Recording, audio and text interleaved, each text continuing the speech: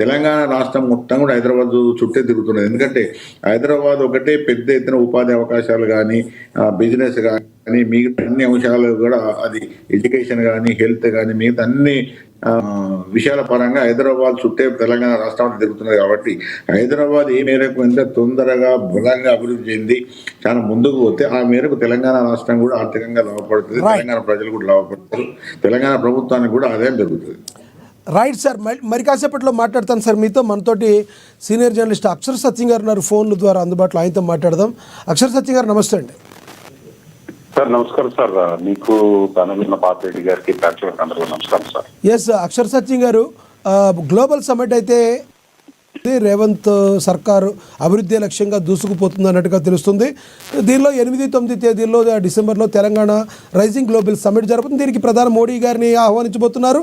సమస్త రాష్ట్రాల నుంచి కూడా ముఖ్యమంత్రుల్ని ఆహ్వానించబోతున్నారు. వాళ్ళ మంత్రులందరూ కూడా కొంతమంది ముఖ్యమంత్రులను ఆహ్వానించబోతున్నారు. ఇది ఒక రకంగా మన తెలంగాణకు శుభసూచకంగా చూడాలంటారా, ఏమంటారు? సార్ మొట్టమొదటిగా రేవంత్ రెడ్డి గారు, తెలంగాణ ముఖ్యమంత్రి రేవంత్ రెడ్డి గారు భారతదేశ ప్రధానమంత్రి మోడీ గారిని పిలవడం ఆహ్వానించదగ్గ అంశం అండి. తెలంగాణ అంటే కాంగ్రెస్ పార్టీ సొంత ఆస్తి కాదు, అలాగే కేంద్ర ప్రభుత్వం అంటే బీజేపీ సొంత ఆస్తి కాదండి. పిలవాల్సిన బాధ్యత రేవంత్ రెడ్డి గారికి ఉంది, రావాల్సిన బాధ్యత మోడీ గారికి ఉందండి రాష్ట్రం దృష్టిలో ఆలోచిస్తే. అట్లాగే తెలంగాణలో పెట్టుబడుల summit, global summit, investor summit నిర్వహించడం ఆహ్వానించే అంశం. ఎందుకంటే తెలంగాణ కానీ హైదరాబాద్, ముఖ్యంగా హైదరాబాద్ ప్రపంచ గుర్తింపు పొందిన నగరం. అన్నింటికి కూడా అనువైన వాతావరణం, ఒక చిప్ డిజైనింగ్ కానీ, చిప్ మ్యానుఫ్యాక్చరింగ్ కానీ వాటికి కూడా అనువైన వాతావరణం. ఎందుకంటే ఒక తేమ శాతం తక్కువ ఉంటుంది, అట్లాగే ఒక స్కిల్స్ అవైలబిలిటీ కానీ, రోడ్ కనెక్టివిటీ కానీ, రైలు కనెక్టివిటీ కానీ, ఎయిర్ కనెక్టివిటీ కానీ ఉన్న నగరం హైదరాబాద్. ప్రపంచ స్థాయిలో గుర్తింపు పొందిన నగరం ఇది. ఒక గోర్గావ్ కానీ, లేదా ఒక బెంగళూరు కానీ, లేదా ఒక నోయిడా కానీ అన్నిటికంటే కూడా ముందుగా అభివృద్ధి చెందిన, అంటే సాఫ్ట్వేర్ పరంగా అభివృద్ధి చెందిన నగరం హైదరాబాద్. అలాగే ఎంతో చరిత్ర ఉన్న నగరం అండి. అటువంటి నగరంలో ఇన్వెస్ట్మెంట్స్ పెట్టడం, అలాగే ఎన్నో మల్టీనేషనల్ ప్రపంచంలోనే టాప్ 10 కంపెనీస్ అన్ని కూడా కొన్ని వేల మందికి ఉపాధి కల్పించడానికి ఆల్రెడీ ఎస్టాబ్లిష్ అయిన కంపెనీస్ ఉన్న నగరం అండి హైదరాబాద్. అటువంటి నగరంలో పెట్టుబడి పెట్టడానికి చాలా కంపెనీలు ఇంట్రెస్ట్ చూపుతాయి. అటువంటి వాళ్ళకి ఒక అనువైన అట్మాస్ఫియర్ ని కల్పిస్తున్నాము. ఇదిగో మా రాష్ట్రంలో ఇవి ఉన్నాయి, ఇంకా అడిషనల్ గా కల్పిస్తాము, మీరు వచ్చి పెట్టుబడి పెట్టండి, ఇటువంటి వాతావరణం ఉంది, మీకు ఫార్మల్స్ లో కానీ, లేదా మీకు సెక్యూరిటీ వైజ్ కానీ, మీకు కల్చరల్ గా కానీ అన్నిటికీ భద్రత ఉంటుందని ఒక హామీని కల్పించడానికి ఉపయోగపడుతుంది ఇటువంటి గ్లోబల్ సమ్మిట్. దాన్ని ఆహ్వానిస్తున్నాను. ఖచ్చితంగా ఇది తెలంగాణ రాష్ట్ర ప్రజలకి, అలాగే యావత్ తెలుగు ప్రజలకు కూడా గర్వించదగ్గ విషయం సార్ ఇక్కడ. రైట్. అయితే చెప్పండి, ఏ రాష్ట్రంలో అయినా ఇప్పుడు మన సౌత్ ఇండియాలో చూసుకుంటే కేరళ కానీ, త్రివేంద్రం కానీ, చెన్నై కానీ, బెంగళూరు కానీ, హైదరాబాద్ చూసుకుంటే బెంగళూరు, హైదరాబాదు రెండు పోటీపడి డెవలప్ అవుతున్నాయి. కానీ సాఫ్ట్వేర్ ఇష్యూలా కానీ, లేదా మ్యానుఫ్యాక్చరింగ్ సైడ్ కానీ, లేదా హార్డ్వేర్ డెవలప్మెంట్ కానీ మీకు చెన్నైలో రాలేదండి. మీకు ఎప్పుడు ఈ 10-15 సంవత్సరాల వరకు కూడా చెన్నై పోటీ పడలేదు. ఎందుకంటే అక్కడ కల్చరల్ ఫీల్డ్ కానీ, లేదా అట్మాస్ఫియర్ కానీ, లేదా ప్రభుత్వాల యొక్క యాటిట్యూడ్ కానీ డిఫరెంట్ ఉండదు. ఎప్పుడు ఒక ప్రాంతీయవాదాన్ని రెచ్చగొట్టడం వల్ల కానీ కొన్ని కంపెనీలు వెళ్ళడానికి ఇంట్రెస్ట్ చూపలే. ఒక కారణం చెప్పిన అదే కారణం అంటాలే.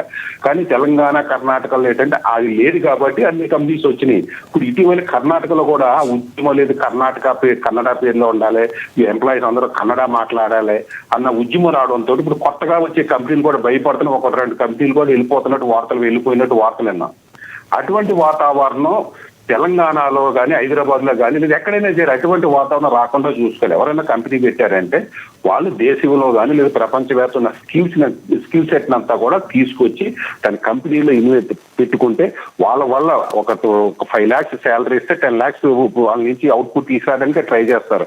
అట్లా కాదు, మా తెలంగాణ వాళ్ళని తీసుకోవాలి, లేదా మా వాళ్ళని తీసుకోవాలి, మా భాష మాట్లాడాలనే వాతావరణం అది ఉందని అంతలో అటువంటి వాతావరణం కల్పించకూడదండి. ఇప్పుడు గ్లోబల్ సమ్మిట్ అంటే ప్రపంచంలో ఉన్న పెట్టుబడిదారులంతా మా రాష్ట్రానికి రండి, మేము ఇచ్చే సౌకర్యాలు చూసుకుని మా రాష్ట్రంలో పెట్టుబడి పెట్టి మీరు డెవలప్ అవ్వండి, మేము డెవలప్ అవుతామని దాన్ని ఆహ్వానించదగ్గ పరిణామం. కానీ మరొక పక్కన తెలంగాణలో జరుగుతున్నది ఏంటి?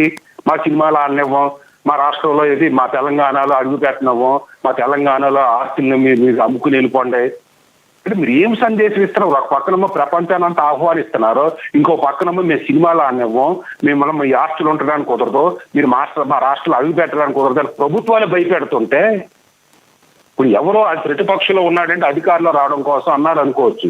మీరు ఇస్తున్న సందేశం ఏంటి? మీరు ఇస్తున్న సందేశం రెండు క్వైట్ ఆపోజిట్ అవుతుంది లేదండి. మీరు ఓ పక్కనమ్మో ఇప్పుడు మీరు బెదిరిస్తుంటే మా మాట విన్నా వాళ్ళే మా రాష్ట్రంలో ఉంచుకుంటాము, మా మాట వినకపోతే లేదు మమ్మల్ని ఎవరినన్నా ఎగతాలు విమర్శిస్తున్నారని మాకు ఫీలింగ్ కలిసి మమ్మల్ని బెదిరిస్తాం, మేము బయటికి తరిమేస్తామంటే రేపు పొద్దున్న ఎవడొస్తాడు చెప్పండి? దీని ఇంపాక్ట్ ఇమ్మీడియట్గా ఉండకపోవచ్చు, కానీ కొన్ని సంవత్సరాల్లో స్లోగా మైనస్ పడుతుంది. ఇప్పుడు 2011 ఆ టైంలో 2001, 2, 2004 నుంచి కూడా కాంగ్రెస్ నాయకులు ఇదే పని చేశారు. ఒక తెలంగాణ వాదాన్ని రెచ్చగొట్టి కేసీఆర్ చేతులు అధికారాన్ని పెట్టారు. ఇప్పుడు ఆంధ్రాలో కాంగ్రెస్ పార్టీ డెవలప్ అవుతుంది, ఏదో రావడానికి ప్రయత్నిస్తుంది. ఇప్పుడు మళ్ళీ కాంగ్రెస్ ఇప్పుడు వీళ్ళ కాంగ్రెస్ పార్టీని కూడా లేకుండా చేద్దామనా? మీరు అక్కడ తెలంగాణ ఆపేస్తే ఇక్కడ కాంగ్రెస్ ఆపేస్తే మీరేమో కేసీఆర్ గారు ఎవరు రాకూడదని ఉద్యమాలు చేశారు ఆయన. కానీ ఆయన పార్టీ పెట్టి అధికారంలోకి వచ్చింది అది బీఆర్ఎస్ అని పెట్టి దేశం అన్ని చోట్ల నేను పార్టీ పెట్టుకుంటాను, పోటీ చేస్తాను, నేను ప్రధానమంత్రిని అవుతానని. అంటే కేసీఆర్ గారు స్టేట్ లోకి ఎవరు రాకూడదు, కానీ కేసీఆర్ మాత్రం దేశం అంతా పోటీ చేయొచ్చు. కానీ కేసీఆర్ గారు స్టేట్ లో తెలంగాణలో ఏ పార్టీ రాకూడదు, ఎవరు పోటీ చేయకూడదు, ఆయన మాత్రం దేశం అంతా చేయొచ్చు. అలాగే రేవంత్ రెడ్డి గారి పార్టీ లేదా కాంగ్రెస్ నాయకుల పార్టీ జాతీయ పార్టీ, అక్కడ ప్రాంతీయ పార్టీ కాదు. రాహుల్ గాంధీ గారు కానీ, సోనియా గాంధీ గారు కానీ, లేదా కాంగ్రెస్ మల్లికార్జున ఖర్గే గారు కానీ దేశం అంతా తిరగవచ్చు, దేశం అంతా పోటీ చేయొచ్చు. కానీ తెలంగాణలోకి ఎవరో రాకూడదు, తెలంగాణని ఎవరు అనకూడదు. ఈ రాహుల్ గాంధీ గారు కానీ, మల్లికార్జున ఖర్గే కానీ, కాంగ్రెస్ నాయకులందరూ దేశంలో నాయకులందరూ విమర్శించవచ్చు, కానీ తెలంగాణ వాళ్ళు మాత్రం ఎవరు అక్షర్ సత్యం గారు ఎవరన్నారు అలా పోటీ చేయకూడదని? కాంగ్రెస్ నాయకులు ఎక్కడన్నా అన్నారా? ఎక్కడ అనలేదు కదా. సార్ మీ వాదం ఏంటి సార్? మీ సినిమాలు ఆడినాము, మిమ్మల్ని మా స్టేట్ లోకి రానివ్వం, మిమ్మల్ని అడ్డుకుంటామంటే అది ఏంటది? ఏం నియంతృత్వం అనిపించుకోవట్లేదు సార్, పద్ధతేనా? అంటే గ్లోబల్ సర్వీస్ జరుగుతుందా? ఎటువంటి వాతావరణం కల్పించాలి మీరు? నేను ఒక కాంగ్రెస్ వాదిగా చెప్తున్నా, నేను కాంగ్రెస్ పార్టీ నేను అసలు ఒక జర్నలిస్ట్ గా చెప్పకూడదు, నాకు ఒక కుటుంబం ఉంటది కాబట్టి నాకు ఊహ తెలిసినప్పటి నుంచి కాంగ్రెస్ పార్టీ ఆంధ్రప్రదేశ్ లో ఎంపీటీ ఎలక్షన్ లో 2 నెగ్గినాయండి. రాష్ట్రం మొత్తం మీద 1 రఘువీరారెడ్డి గారి కాన్స్టిట్యూన్సీ లో, 2 మా అన్నయ్య నెగ్గాడు. ఒక కాంగ్రెస్ అభిమానిగా చెప్పిన రాకరాక అధికారులు తెలంగాణ ఇచ్చింది సోనియా గాంధీ గారు. కానీ మీరున్న ఈ అజ్ఞానపు మాటలతోటి ఒకరు కొట్టుకోవడంతో మీరు ఆధిపత్య పోరాటంలో కేసీఆర్కి ఇచ్చారు. మళ్ళీ కేసీఆర్ నుంచి మీరు అధికారం తీసుకోవడానికి 10 సంవత్సరాలు పెట్టింది. ప్రజలందరూ మీకు అధికారం ఇచ్చింది సినిమాలు ఆఫ్ చేయడానికి. సినిమాలు ఆపడానికి అధికారం ఎందుకంటే 10 మంది కుర్రలు వస్తే థియేటర్ మీద దాడి చేస్తే సినిమా పోతుంది. ఏం మాట్లాడుతున్నారంటే ఒక బాధ్యత గల మంత్రులుగా అటువంటి స్టేట్మెంట్లు ఇవ్వడం పద్ధతేనా అని ఖండించే విధానం లేదా కాంగ్రెస్ పార్టీలో?